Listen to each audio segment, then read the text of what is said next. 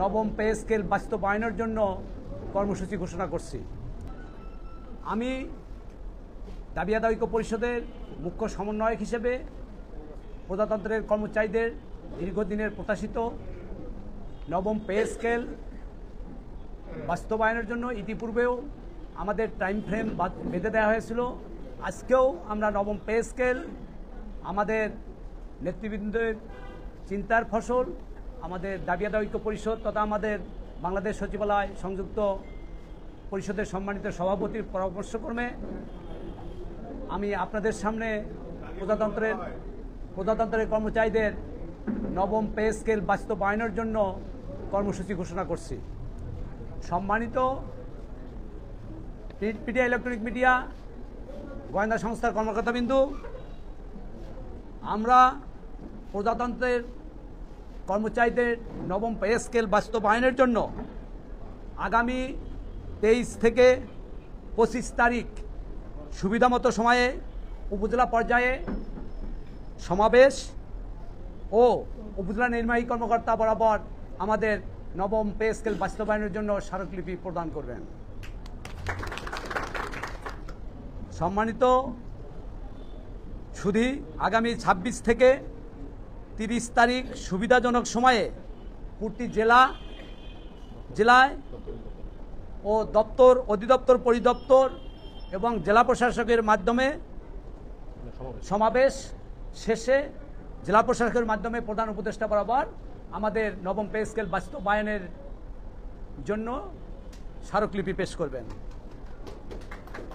30শে নভেম্বরের মধ্যে pay commission চূড়ান্ত রিপোর্ট দাখিল না করলে আগামী 5 ডিসেম্বর 2025 সকাল 9 ঘটিকায় কেন্দ্রীয় শহীদ মিনারে কর্মচারী মহাসমাবেশের আহ্বান করা হলো।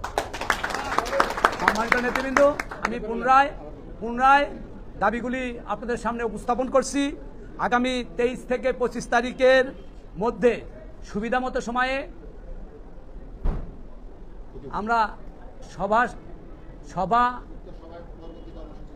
সভা শেষে উপজেলা নির্বাহী কর্মকর্তার মাধ্যমে প্রধান উপদেষ্টা বরাবর উপজেলা পর্যায় থেকে স্মারকলিপি পেশ করব। তেমনিভাবে আগামী 26 থেকে 30শে নভেম্বরের মধ্যে জেলা পর্যায়ে সমাবেশ শেষে জেলা প্রশাসকের মাধ্যমে প্রধান উপদেষ্টা বরাবর স্মারকলিপি পেশ করব। সর্বশেষ 30শে নভেম্বরের মধ্যে পে কমিশন যদি আমাদের নবম পে স্কেলের বাস্তবায়নের জন্য সুপারিশ না করেন, আমরা 5 ডিসেম্বর কেন্দ্রীয় শহীদ মিনারে নবম পে স্কেল বাস্তবায়নের জন্য মহাসমাবেশ করব। ওই মহাসমাবেশের মাধ্যমে আমরা পরবর্তী কর্মসূচি ইনশাআল্লাহ ঘোষণা করব। ধন্যবাদ সবাইকে। আসসালামু আলাইকুম। লুৎফর ভাই, সবাই হাত তোলেন। হ্যাঁ,